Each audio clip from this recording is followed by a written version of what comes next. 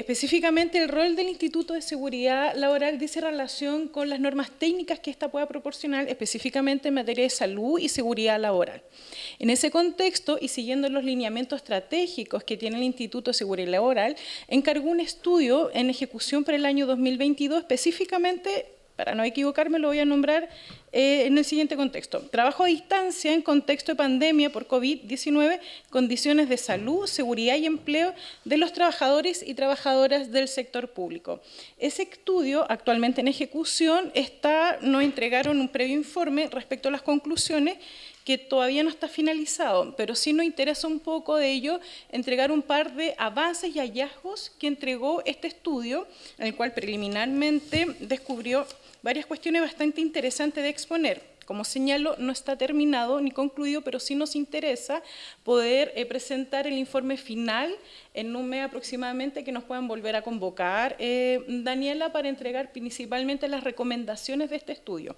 ¿Qué nos interesa destacar de los hallazgos de este informe preliminar? Y dice principalmente con lo siguiente. Voy a leer los encabezados respecto de las conclusiones y después vamos a leer respecto de las recomendaciones. Principalmente respecto de las conclusiones de este informe, dice relación y se vincula bastante con lo que ya expuso la Suceso en cuanto a la estadística. 1. Existencia de regulaciones semejantes para abordar desafíos esenciales con innovación en algunos servicios que marcan una diferencia en las experiencias de trabajo remoto o teletrabajo de los funcionarios públicos. En cuanto a la aplicación de la normativa, dice relación con que el sustento normativo para poder entregar el teletrabajo es muy similar en todas ellas. Desafío en la disposición de infraestructura tecnológica e implementos ergonómicos para morigerar insuficiencias en infraestructura física propiamente tal. De ahí viene todo un desglose justamente cuáles son los hallazgos ergonómicos que se tendría que proporcionar para la infraestructura y la implementación del teletrabajo o trabajo a distancia de los trabajadores y trabajadoras. Amplia gama de capacitaciones, aunque probablemente no alineadas a la cabalidad con las necesidades de los funcionarios. Se entregaban ciertas capacitaciones, pero no eran de las que se requerían específicamente para las necesidades que presentaban los y las funcionarias. Luego, prácticas que brinden contención frente a los desafíos psicolaborales de funcionarios y funcionarias en un contexto adverso, principalmente en un contexto de alerta sanitaria o pandemia que se pueda presentar. Específicamente, 2 líneas dice relación con este apoyo, que es social laboral y psicosocial propiamente tal.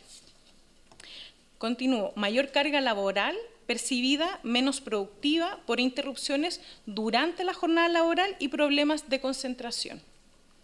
Luego, valoración al apoyo y prácticas de liderazgos de superiores directos en trabajo remoto, aunque éste estén motivados por características propias de jefatura.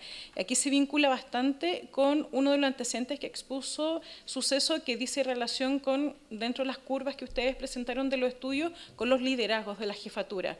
En la medida que tenían mayores jefaturas que podían liderar equipos de trabajo distribuyendo de mejor manera la carga laboral, se notaba una mayor percepción y mayor amabilidad respecto a los trabajadores y trabajadoras a presentar los trabajos respectivamente.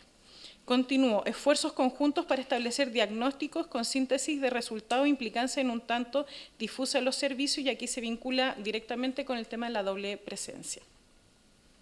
Y finalmente, mujeres con mayor alteración en sus dinámicas laborales y más desafiadas en su conciliación de trabajo y vida laboral.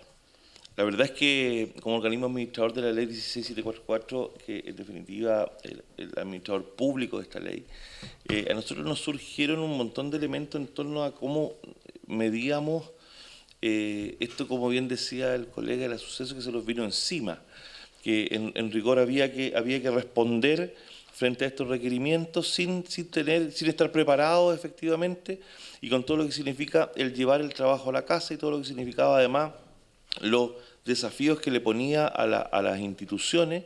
Y en este caso, este es un estudio que surge porque empezamos a observar un poco lo que estaba ocurriendo justamente con nuestras instituciones que estaban adheridas a nosotros y que presentaban rápidamente algunos problemas y que nos estaban generando a nosotros también, desde el punto de vista de la legislación, cómo abordarlo, también para darse cuenta de que había que atender requerimientos de carga mental, requerimientos, digamos, de espacios laborales, de ergonomía, con todo lo que todo lo que implicaba.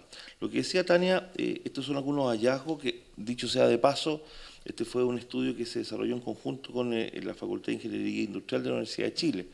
Por lo tanto, digamos, se hizo a través de una metodología de focus, de visita, de entrevista, etcétera. Por lo tanto, y cuando nos invitan a esta mesa, la verdad es que nos pusimos súper contentos porque en realidad decimos, fantástico, justo estamos terminando el estudio y por lo tanto nos comprometemos a que cuando apenas salga, digamos, las definiciones finales, que la verdad es que está, pero en realidad queremos hacer una revisión específica, digamos, por lo tanto, por eso nos damos un mes más para poder hacer validación del estudio. Ahora, cuando nosotros hablamos de lo que decía muy bien Tania en términos de mujeres con mayores alteraciones en sus dinámicas laborales y desafiadas en su conciliación trabajo y vida personal, es un temazo que nos aparece, digamos, en el tema que obviamente, a propósito de todas las prácticas de ser aplicadores de listas 21 también, en realidad nos daba la permanente evidencia que esto estaba ocurriendo y fuertemente, y que además significaba aumento de licencias, significaba un montón de elementos que estaban propios y presentes en las instituciones públicas que nos tocó medir. Entonces, dentro de las recomendaciones que aparecía era la posibilidad de hacer escalas temporales e institucionales, o sea, una implementación sostenible del trabajo remoto a largo plazo, o sea, el prepararnos para, no solamente en tiempos de pandemia, sino que también en posibilidades de abordar en algunas instituciones lo que está ocurriendo hoy día, de que se descubrió, digamos, que podría ser un buen aspecto de trabajo y desarrollo, pero bien hecho, digamos, con conciliación real, con división de tareas de acuerdo al trabajo que se desarrolla, etcétera. O sea, pensar lo que en realidad se nos vino encima, pensarlo y planificarlo como a corto, mediano y largo plazo. Con una lógica de sistema, o sea, los casos analizados, que se analizaron 4 instituciones públicas, hay enfoques y realidades institucionales distintas, o sea, con distinto desarrollo, con distinta observación al tema, inclusive con empatías distintas y con miradas distintas, que establecían que estaba toda la voluntad de hacerlo, pero que no existía el conocimiento real para hacerlo. O sea, a tal punto, por decir un ejemplo en particular, cómo tú haces la medición de ambientes laborales, digamos, al medio, digamos, del comedor de la casa. O cómo tú considerás que era un accidente o no, si tú ibas del comedor al baño, digamos, o sea, o te quemabas, digamos, dentro de la casa haciendo almuerzo, colaborando con algún otro elemento, ayudando en las tareas escolares, etcétera. O sea, había un montón de desafíos que nos ponía, digamos, esta realidad, y por lo tanto había que ir saliendo junto, bueno, yo siempre he agradecido el suceso en términos de que va permanentemente generando normas para poder abordar esto, pero la norma siempre llega a propósito que se van observando ciertas problemáticas, y eso a mí me parece súper potente, porque en definitiva hay una norma que es dinámica y que se va acomodando también a los procesos que se van desarrollando en los distintos trabajos. Lo otro es un reenfoque de las capacitaciones. Decía Tania muy bien, como tampoco estábamos preparados, entonces se va a capacitar a la gente, a los funcionarios y funcionarias para poder abordar este tema. Pero la verdad es que no estábamos preparados para eso. Entonces se hacían capacitaciones de cómo abordar, digamos, el trabajo de casa, el cómo desarrollar. Hubo que generar todos los informes y atender los indicadores que habían sido pensados para ser presenciales, hacerlo en forma remota. Y significaba, digamos, que se entregaban capacitaciones medio intuitivas, a veces, digamos, para poder responder a los requerimientos que estaba generando la pandemia. Por lo tanto, un tema interesante. La evaluación y gestión era que, en definitiva, estaban las evidencias disponibles a partir de los casos analizados y que apuntaba a la existencia de inquietud general con respecto a las normas en cómo el trabajo remoto fue ejecutado y percibido por los funcionarios y funcionarias. O sea, se establecieron algunas recomendaciones, por ejemplo, sostener y consolidar metodológicamente y dar periodicidad a las actividades de monitoreo del trabajo remoto en los servicios, de forma de tener trazabilidad y comparabilidad a lo largo del tiempo. Otra cosa, desarrollar instancias de trabajo con las asociaciones de funcionarios, de forma que se convierten en un canal de comunicación y validación con respecto a los hallazgos, así como vinculado a las políticas que se desarrollan a partir de ello. El cómo se involucra, digamos, en definitiva, todos los aspectos de la institución para poder abordar esta situación de teletrabajo, pero que, ojo, que consideramos que el teletrabajo, el trabajo a distancia, llegó para quedarse en algunos aspectos, digamos. Entonces, hay que abordarlo adecuadamente, pensado, medido, etcétera.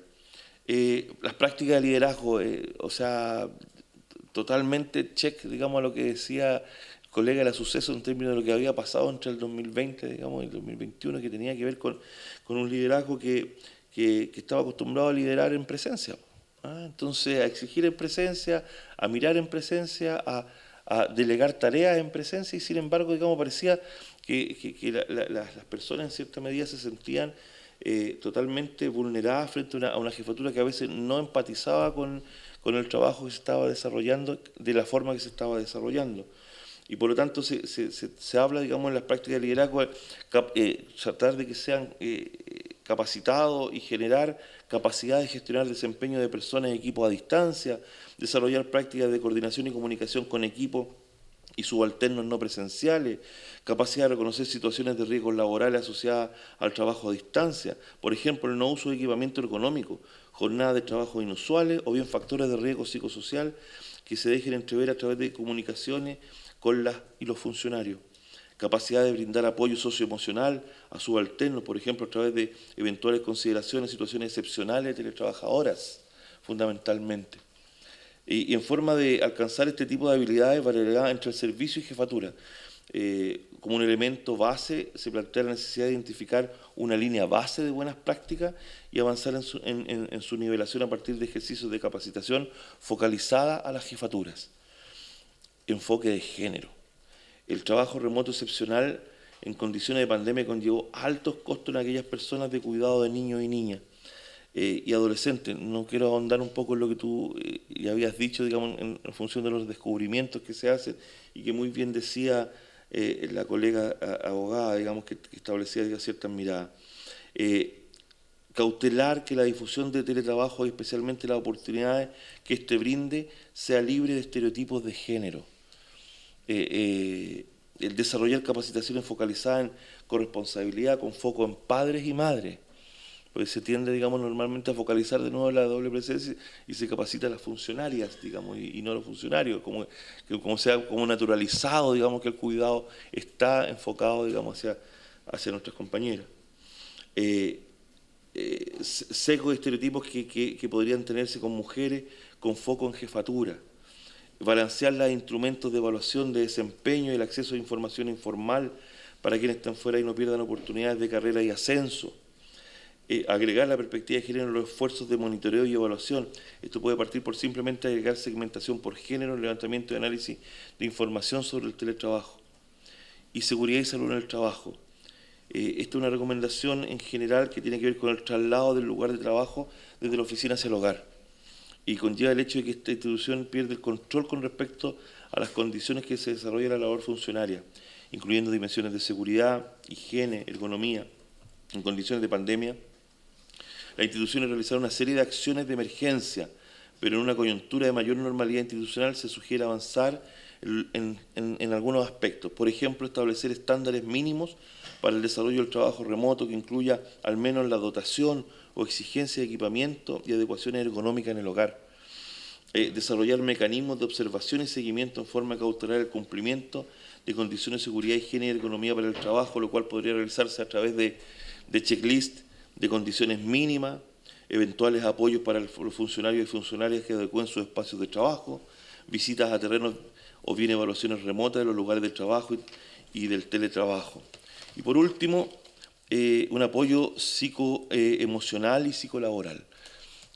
Continuando en la línea del hallazgo del colega, el trabajo en el hogar conlleva una reducción de ciertos factores de riesgo tradicionalmente asociados y se recomienda fundamentalmente profesionales que operen como una mesa de ayuda y que tengan especial cuidado en hacer seguimiento efectivo de casos críticos y regulaciones que permitan definir horarios de desconexión y conexión, que permitan regular los tiempos para las comunicaciones entre funcionarios y funcionarias por temas laborales.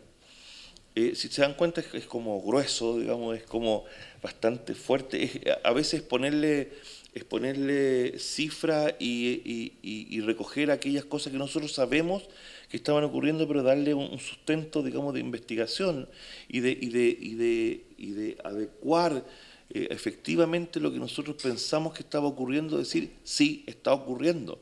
Y estos son los requerimientos que se están necesitando para poder, desde el punto de vista de la salud y seguridad en el trabajo, porque nosotros decimos que a propósito del trabajo decente y a propósito, digamos, de espacios sanos y seguros de trabajo, tratar de pensar cómo nos hacemos cargo de los espacios sanos y seguros, con esto termino, y que en definitiva felices como organismo administrador de la ley, poder estar presente, y nos comprometemos a que una vez terminado y validado el informe y el estudio, se los presentemos adecuadamente y metodológicamente bien desarrollados, y se lo haremos llegar, etc.